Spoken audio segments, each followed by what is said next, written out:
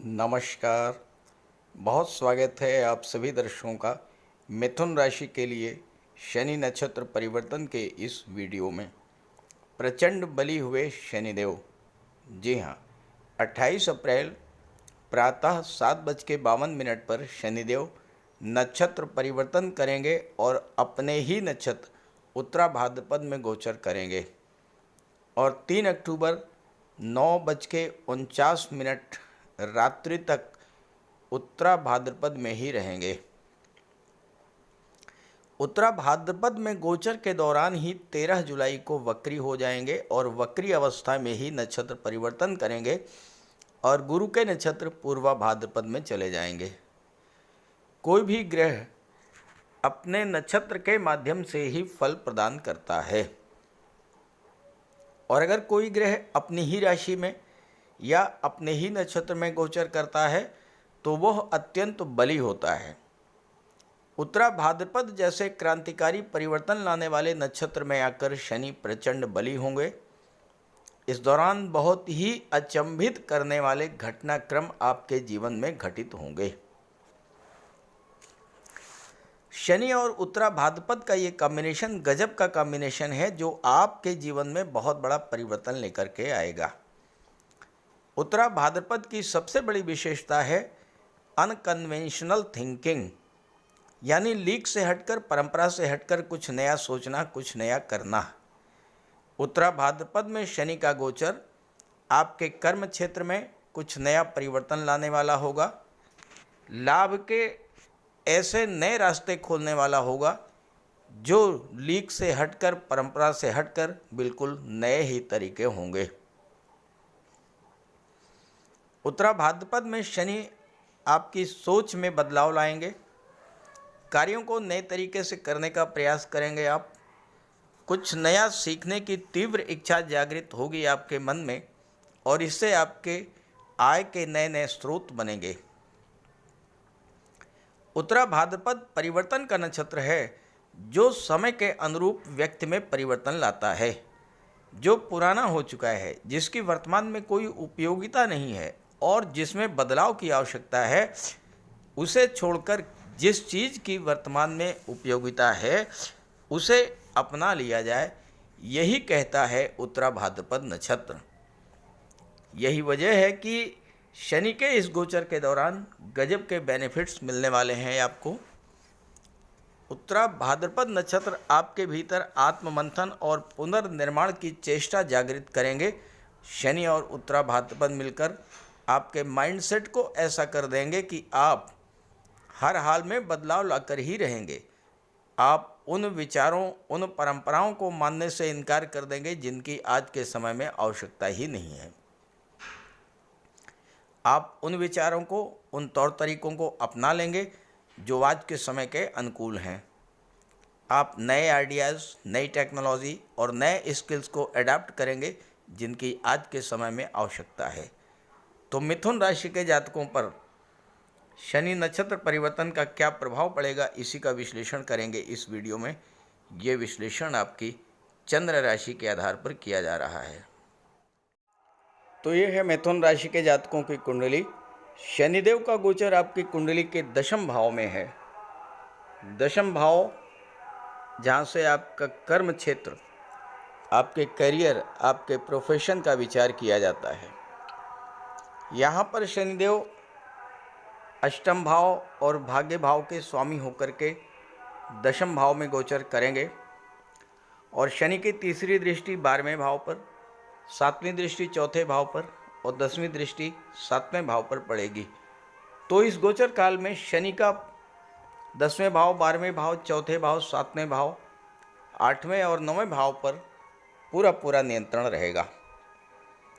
शनि है कर्म के कारक और उत्तरा भाद्रपद है क्रांतिकारी परिवर्तन, पुनर्निर्माण और आत्ममंथन का नक्षत्र। दोनों का संयुक्त प्रभाव आने वाले 6 माह में आपकी प्रोफेशनल लाइफ में न केवल बड़ा फेरबदल करेगा बल्कि कोई बड़ी उपलब्धि भी आपको हासिल होगी। कई सारी मनचाही उपलब्धियां आपको प्राप्त होंगी, हालांकि थोड़ा समय ज़रूर लगेगा, क्योंकि शनि अपना फल बहुत मंद गति से प्रदान करते हैं, लेकिन उपलब्धियां हासिल होंगी, इसमें कोई दो राय नहीं है। जो लोग नौकरी में हैं उनके कर्म क्षेत्र में बदलाव आएगा, किसी दूसरी जगह ट्रांसफ़र हो सकता है या प्रमोशन के साथ ट्रांसफ़र मिल सकता है। आप जहां भी काम कर रहे हैं आपको लेटेस्ट टेक्नोलॉजी से अपडेट रहना होगा और आपकी कंपनी, आपका ऑफिस, आपकी फैक्ट्री, जहां भी आप काम कर रहे हैं उनमें जो भी नए परिवर्तन किए जा रहे हैं उसके अनुरूप आपको स्किल्ड करके चलना होगा। नए बदलावों के अनुरूप अपने आप में भी बदलाव लाना होगा और इसके लिए आपको पहले से ही मानसिक रूप से तैयार रहना होगा। अगर आप वर्तमान जॉब से सेटिस्फाइड नहीं हैं तो जॉब के नए ऑफ़र्स आपको मिलेंगे और ये ऑफ़र्स आपको अच्छे ही लगेंगे, लेकिन जल्दबाजी में किसी भी ऑफ़र को एक्सेप्ट नहीं करना है। नए जॉब के बारे में पूरी तरह से संतुष्ट होने के बाद ही पुराने जॉब को स्विच ऑफ करें। जिनका खुद का अपना बिजनेस है उनको भी मार्केट में चल रही कंपटीशन एवं बाज़ार में हो रहे बदलावों के अनुरूप अपने आप में बदलाव लाना ही पड़ेगा, तभी वो मार्केट में टिक पाएंगे। शनिदेव की तीसरी दृष्टि कुंडली के 12वें भाव पर पड़ेगी अपने मित्र दैत्य गुरु शुक्र की राशि पर। इस समय शनि उत्तरा भाद्रपद नक्षत्र में है, जो कि क्रांतिकारी परिवर्तन का नक्षत्र है। तो 12वें भाव की चीज़ों में कई बड़े बदलाव आपको देखने को मिलेंगे। 12वां भाव खर्चों का होता है और इस गोचर काल में आपके अनावश्यक खर्चों में कमी आएगी और आय के extra source of income generate होंगे। आप आत्ममंथन करेंगे कि किस तरह आप अपने फालतू के खर्चों में कमी ला सकते हैं और किस तरह से आप अपनी इनकम को बढ़ा सकते हैं। परिणाम ये होगा कि खर्चों में कमी आएगी। जो काम आप कर रहे हैं उससे तो आपकी इनकम बढ़ेगी ही, आय के नए नए स्रोत बनेंगे। शनि अष्टम भाव के भी स्वामी हैं और इस समय विदेश यात्राओं का योग बनेगा। साथ ही साथ जो लोग उच्च शिक्षा के लिए विदेश जाना चाहते हैं उनके लिए उच्च शिक्षा प्राप्त करने के लिए विदेश जाने का भी योग बनेगा। शनि और उत्तरा भाद्रपद का ये कॉम्बिनेशन इतना गजब का कॉम्बिनेशन है कि इसके प्रभाव से जो लोग बेरोजगार हैं उनको भी कार्य करने के नए नए अवसर प्राप्त होंगे। आपको आपके प्रयासों का भरपूर प्रतिफल मिलेगा। न केवल आज के किए गए प्रयासों का प्रतिफल बल्कि पूर्व में किए गए एफर्ट्स का भी लाभ आपको मिलेगा। जो जातक विदेशी धरती, विदेशी लोगों के साथ जुड़कर कार्य कर रहे हैं उनके लिए तो शनि का ये गोचर एक वरदान से कम नहीं है। जो जातक विदेश जाने के लिए प्रयास कर रहे हैं उन्हें विदेश जाने में सफलता मिलेगी और इस गोचर का एक और बड़ा लाभ आपको मिलेगा।